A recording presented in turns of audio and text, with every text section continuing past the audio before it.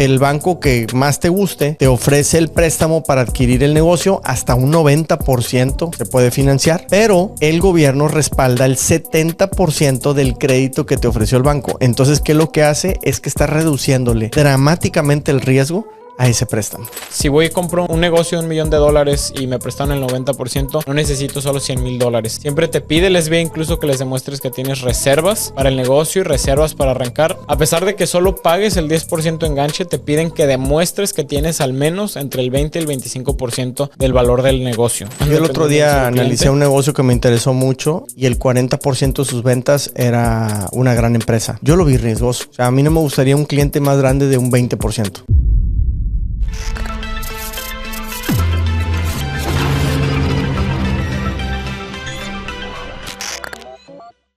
¿Se pueden comprar negocios a crédito? ¿Sí o no? Se puede, todavía se puede. De eso vamos a platicar en este episodio de Comprando América. Diego, nos interesan negocios, nos interesa adquirir negocios, invertir en negocios aburridos, en negocios que ya existen, que tienen la idea comprobada, que tienen cash flow, pero no completo. ¿Me puedo conseguir un préstamo para adquirirlos? Sí, tiene sus reglas. Una de ellas es ser ciudadano o residente americano. Eso no significa que tú como extranjero quedes fuera de la jugada, simplemente pues hay que ponernos más creativos en la estructura. Sí, el 51% de las acciones de una compañía que va a ser adquirida a préstamo necesita ser de un ciudadano americano, un ciudadano estadounidense, y el otro 49% puede ser de un inversionista extranjero. Entonces, ahí hay que ser creativos en cómo estructurar la empresa. Y entran varios temas interesantes. Vamos a retomar un término y una organización muy famosa que es la Small Business Administration, que es esta empresa que respalda y facilita créditos para compra de negocios en Estados Unidos. Es una agencia del gobierno que lo que hace es respaldar, como lo que era el Nafinsa, como lo que era Bancomext, que de cierta manera te respaldaban préstamos de un banco. Entonces, lo mismo lo que hace el gobierno. Ok, para que esa empresa pequeña no desaparezca, le pongo unas ciertas reglas a un banco y entonces el banco que más te guste te ofrece el préstamo para adquirir el negocio, hasta un 90% se puede financiar, pero el gobierno respalda el 70% del crédito que te ofreció el banco. Entonces, ¿qué es lo que hace? Es que está reduciéndole dramáticamente el riesgo a ese préstamo. Que entran varios temas porque independientemente de que el gobierno respalde ese porcentaje, te van a pedir demostrar algunos activos como colateral. Sí, o sea, tienes que tener una buena posición financiera personal para que te presten, pero te pueden prestar muchísimo más de lo que tienes. Y el SBA, siendo una organización aislada, o más bien si lo miramos como una organización aislada, viene en crecimiento. De hecho, se dio el fenómeno de que tuvieron más fondos, ha crecido la industria de adquisición de negocios. También a la par tuvieron un pico en los trimestres anteriores de impago y eso ha hecho que se vuelvan un poco más estrictos. A pesar de que están prestando más, se están poniendo más estrictos porque tienen mucho mayor volumen. Entonces, el día de hoy queremos analizar, ya hemos hablado del cómo sí, hay varios episodios donde analizamos el SBA que te piden. Hoy queremos hablar de cuáles son los deal killers del SBA. También estamos viendo tasas récord de no aprobación, que por lo general son casos fáciles de entender. Hay 3 errores de principiantes que incluso el SBA publica esto, de casi dice, oigan, si vienen con esto ni vengan a molestar. Primero, se está acercando gente con un mal credit score. Hemos hablado de la importancia del buen score crediticio antes, tanto para ciudadanos americanos como para extranjeros. Hay un segundo error de principiante que es que, y esto también es importante mencionarlo, si voy y compro un negocio de $1 millón y me prestan el 90%, no necesito solo $100,000. Siempre te pide el SBA incluso que les demuestres que tienes reservas para el negocio y reservas para arrancar. Normalmente el SBA te va a pedir que tengas, a pesar de que solo pagues el 10% enganche, te piden que demuestres que tienes al menos entre el 20 y el 25% del valor del negocio. O sea, no quieren ver que llegas justito a esa compra porque, pues, evidentemente estás levantando banderas rojas. Y lo tercero, y aquí es otro tema, pues, un poquito más complicado de mostrar, pero son rasgos cualitativos y sabemos que el SBA, me parece muy interesante y muy responsable a la vez, que el SBA sí analiza los rasgos cualitativos del aplicante. Entonces, si yo voy y les pido un préstamo para comprar una cafetería y siempre me desenvolví en temas financieros, pues van a decir cuál es tu experiencia para ese deal. Es que no van a fomentar especulaciones. Van a fomentar que el que sí le entiende crezca porque tiene más posibilidades de éxito. Ahorita que hablabas de la inyección de capital, me estaba acordando de un evento al que asistí de uno de estos influencers de adquisición de negocios estadounidenses, gringos. Y en el evento presumían personas que ya habían adquirido un negocio. Obviamente querían pues que más nos animáramos a realizar lo mismo. Pero se paró un muchacho que comentó una historia muy real y dijo, pues sí, yo compré un negocio, me lo financió un banco, una institución a través de la garantía del SBA. Tiene muy buenos números, pero ojo, lo compré en la temporada baja, cuando el negocio pierde dinero inclusive. Entonces, yo llegué bien justo y ahorita no hay yo cómo hacerle para salir adelante mientras que me llegan las vacas gordas. Estoy en vacas flacas. Entonces, no estaba listo él con el capital que se menciona aquí. Entonces, ese tipo de aprendizajes, pues, es lo que ha hecho que el SBA diga, tenemos que ser más estrictos, porque ese negocio, si él no tiene para operarlo, puede tronar, aunque tenga muy buenos números históricos. Porque si no tiene cómo salir adelante en esa época de bajas ventas, pues puede tronar y acaba no pagándose el crédito. Cuando te metes a tecnicismos, el SBA incluso te pide un reporte de en qué estado vas a comprar el negocio. Por ejemplo, te preguntan, porque pues el diablo está en los detalles, ¿no? Entonces, ¿qué porcentaje de inventario te están entregando? O si la compra va sin inventario, entonces tienes separado el dinero para volverte a hacer de inventario. Porque hablemos que compras un negocio normal y estás a 30% de tu inventario en el que deberías estar, pues te toca ir a financiar eso, ¿no? Y el SBA hoy en día quiere ver que estás listo para eso. Y tú como potencial comprador, pues tienes que analizar esos escenarios donde, no porque sean negocios rentables, dejan de tener su ciclo de flujo de efectivo. Normalmente te dejan las cuentas en ceros, es decir, el dueño se lleva el dinero que había y pues tienes que acolchonar algunos meses, ¿no? Y siempre, en la mayoría de los casos, y estos son datos que arroja el SBA, es muy interesante cómo el SBA retroalimenta a sus propios futuros aplicantes y lo más normal es que el primer año se vea una bajada en ventas, pues porque hay un proceso de estabilización, de retener al personal, de retener clientes, de estabilizar precios. Entonces, casi te dice el SBA, calcula que vas a vender menos el siguiente año y opera bajo esa premisa. Uh-huh. Y que aún así, declarar que aún así hay negocios que hacen sentido con todo y eso, ¿no? ¿Qué pasaría si pierdes el 20% de tus ventas? ¿Sigues siendo rentable? ¿Sigues pudiendo pagar el préstamo? Pues entonces a lo mejor hace sentido ese negocio. Y fíjate que estos requisitos que podrán decir, oye, le están metiendo más candados, pues al mismo tiempo te están protegiendo. Porque somos muy... nos ilusionamos, nos entusiasmamos mucho con ciertos negocios y no le entendemos nada. Oye, es que es una fábrica de zapatos. ¿Alguna vez has hecho uno? No. ¿Sabes qué tipo de problemas tienes? No. Entonces, tu riesgo es mucho más alto que el que sí le entiende. Entonces, de cierta manera, te obliga el SBA a busca por donde está tu expertise, donde está tu genialidad, donde está tus fortalezas y de cierta manera está acercándote al éxito, a que te vaya bien con ese negocio. Yo he tendido mucho a hablar de temas automotrices y cuando me meto a buscar negocios, busco el tema automotriz. ¿Por qué? Porque es algo que le entiendo. Si me invitan a una clínica de tratamiento sobre el cáncer, ¿qué sé yo de eso? Entonces el riesgo es muy alto. Dependo mucho de otras personas. Y bueno, pasando de los errores de principiante, que creo que son la primera lección para el que está considerando analizarlo. Luego hay 4 problemas que el mismo SBA dice que se está fijando mucho. Primero, si tú googleas hoy en internet la lista negra del SBA, no existe como tal, pero ya en blogs entre aplicantes de estos préstamos se empiezan a señalar ciertas actividades que el SBA simplemente está rechazando. Todo lo que tiene que ver con tema de gestión de activos ya sean normales o activos digitales, no lo compran. Es decir, cualquier actividad que tenga una naturaleza muy financiera, no están aprobando ese tipo de créditos.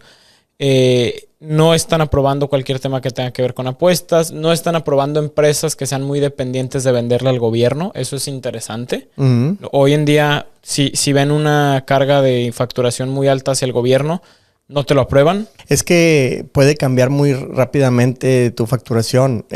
Nosotros estamos precisamente abriendo un negocio en Dallas, que si a alguien le interesara participar todavía quedan algunos tickets, y donde inclusive se pudiera tramitar la visa más rápida, porque el negocio ya está encaminándose y se puede mostrar muy rápido la ejecución para una visa de 2. Si alguien tiene interés, me puede mandar mensaje.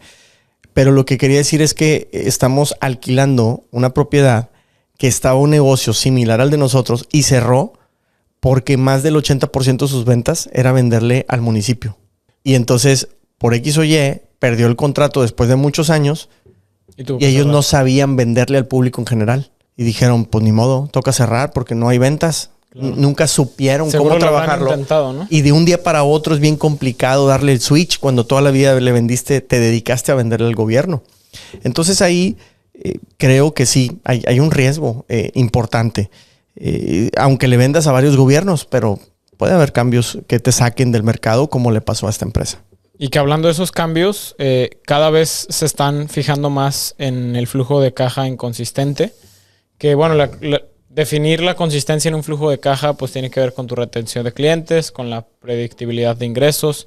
Obviamente si fueras algún negocio que tiene algún modelo de suscripción o algo parecido, seguramente les es más atractivo, pero básicamente si ven mucha variación entre tu mes 1 y tu mes 9 del año, incluso entendiendo la estacionalidad, no lo están aprobando. Y eso también me parece curioso porque pues creo que sobre todo Estados Unidos, que tiene tantas industrias que son muy estacionales, pues me parece interesante cómo ese es un candado adicional que hace el SBA y quizás es, oye, pues estamos viendo que los aplicantes a lo mejor no siempre saben manejar cuestiones de estacionalidad, que creo que eso pues debe ser complicado. Claro que habrá gente que le irá muy bien en eso, pero no creo que sea para cualquiera el entender cómo manejar toda esa variación, ¿no? Uh-huh. Lo que ya mencionaste también, que es el tercer problema, pues es la dependencia de un solo cliente. Evidentemente ni el SBA ni el banco se va a involucrar si ven la facturación. Yo el otro día analicé un negocio que me interesó mucho, casualmente también en Dallas,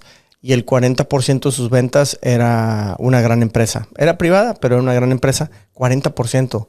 Yo lo vi riesgoso. O sea, a mí no me gustaría un cliente más grande de un 20%. Y ya se me hace mucho. Que lo que se hace muchas veces ahí, y entra el gran tema que exploramos más a detalle en Comprando América, que es la estructuración creativa del deal, que es muchas veces o te pongo un contrato donde en el momento que ese cliente se me vaya, digamos que eliminamos eso de la evaluación, o castigo la evaluación entendiendo que 40% depende de un solo cliente y lo pondero. A lo mejor te va a pagar, vamos a sacar un múltiplo estándar de la industria contra el nivel de facturación, pero considerando el 70% de tu facturación, porque no puedo tomar en cuenta el otro 30% que viene de un solo cliente, ¿no?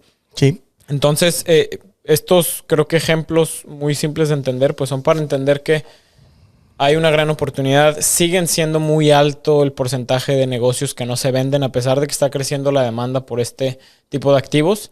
Se sigue estimando superior al 65% la cantidad de negocios que no se venden, lo que recalca la oportunidad de pues ir a negociar y ponerte creativo, ¿no? Poder hacer tu carta Santa Claus. Y por último, pues muy natural, creo, el cuarto problema que están viendo en los negocios, que es una causa de rechazo inmediato, es que vean algún litigio. Sí, y aquí es donde entra la importancia del due diligence. Y el due diligence no nada más es ver números, es asesorarse también con abogados que puedan hacer una investigación más profunda, que no vayas a tener algún tipo de demanda y te estés metiendo en un problema lejos de comprarte un negocio. Hay que asesorarse. Parte de due diligence sí es financiero, es de números, pero también es legal. Y hablando de problemas a la hora de comprar un negocio, pues el tema de que la mayoría de estos negocios que se están poniendo en venta son de gente mayor. Se encuentran muchos errores de documentación, principalmente 3. Y esto es bueno y malo porque es bueno porque a veces te permite castigar un poco en la evaluación, por decirlo de algún modo. Si vas ante el SBA lo va a ver mal. Si es una compra fuera de mercado sin que involucres al SBA, pues quizás es algo que te funciona a favor como comprador. Pero es muy normal y uno pensaría que en Estados Unidos no es así. Me acuerdo cuando veíamos el dato de que se estimaba que no más del 25% de los negocios en Estados Unidos tenían página web, cuando uno pensaría que deberían ser más. Ujú. Entonces, te imaginarás la cantidad de empresas que se encuentran con estados financieros incompletos, con proyecciones irreales, que la parte de presentar proyecciones es parte del proceso con el SBA, y con una falta de un plan de negocio sólido, porque también el SBA, como muchos trámites en Estados Unidos, Sí. como es el de la visa, como es solicitar un crédito, te piden un plan de negocios. Sí, y eso es algo que también no estamos acostumbrados en Latinoamérica, a crear un plan de negocios para nuestra empresa y después seguirlo. Porque a lo mejor lo haces por algún tema, pero luego no lo sigues. Aquí esto se vuelve de vital importancia. ¿Y por qué creerías tú, Edmundo, más familiarizado con el entorno americano? Y a lo mejor desde Latinoamérica idealizamos que en este entorno quizás sería mucho más común que pues todas las empresas estén en mucho orden financiero, con muy buenas proyecciones, cuando pues la estadística dice que no. No, porque también el costo administrativo es alto. O sea, llevar una administración, una operación muy controladita, una auditoría interna, un control interno en todas tus documentaciones y procesos, pues te resulta caro. Entonces, no muchas empresas tienen acceso a ese tipo de talento porque no te da para pagarlo. Y muchos dueños pues se dedican a operar y a generar dinero, pero no necesariamente controlando adecuadamente facturación, inventarios, etcétera. Entonces, a la hora de hacer un due diligence te van a salir cosas que pues a lo mejor él sí ganó o cree que ganó tanto y en realidad eran menos. O al menos ciertos números quizá no están tan claros. Habrá negocios que digan, no, es que yo manejo mucho cash y eso no lo reporto. Pues entonces no te lo van a tomar en cuenta en la evaluación del SBA. El SBA no, y aunque lo compres sin SBA, la recomendación general es que no lo cuentes en la evaluación. Claro, porque no sabes si va a continuar o no, porque es totalmente a la palabra de la persona, ¿no? A mí me tocó visitar un negocio que pues el señor literal dijo, yo no voy a darles estados financieros de la empresa en mis declaraciones de impuestos, que son de los requisitos para el SBA, porque él en su misma declaración traía varios negocios. Entonces yo no quiero mostrar todo por miedo, porque una persona ya muy grande. Entonces dijo, el negocio sí lo vendo, pero de contado. Tengo otras maneras de demostrarte que sí es muy rentable. Tengo facturas, tengo mis estados de cuenta del banco, etcétera. ¿Qué quieres que te enseñe? Te lo muestro. Pero para un préstamo no va a aplicar. Sí, quieren ver muy a detalle todo. Persona, y tengo la certeza de que el negocio deja dinero porque antes de abrir el negocio debía tanto y ahorita tengo tanto. Sí, imagínate. Sí, me acuerdo muy bien de ese caso. Entonces, pues sí se necesita la información muy clara. Y eso también hace que se depure mucho de a quién le puedo prestar o a quién le puedo pedir al gobierno o al banco a través del SBA su garantía para poder comprar un negocio.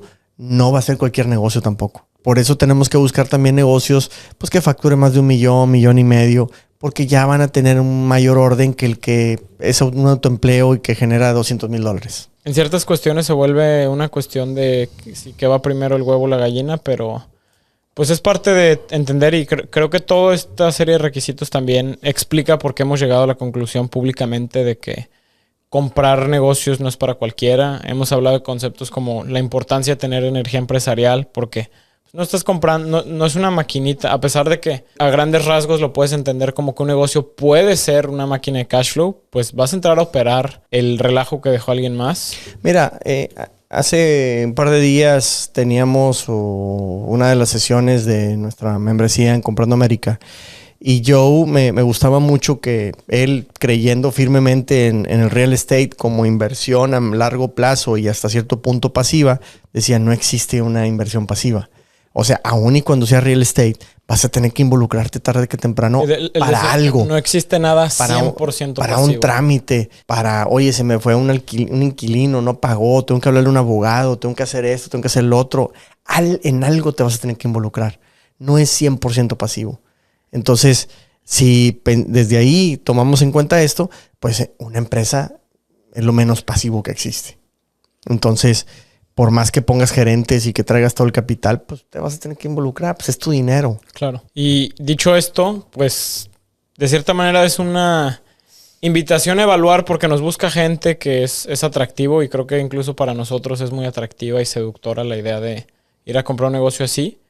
Yo creo que el primer paso que tendría que evaluar, ¿qué dirías que tiene que revisar antes alguien de...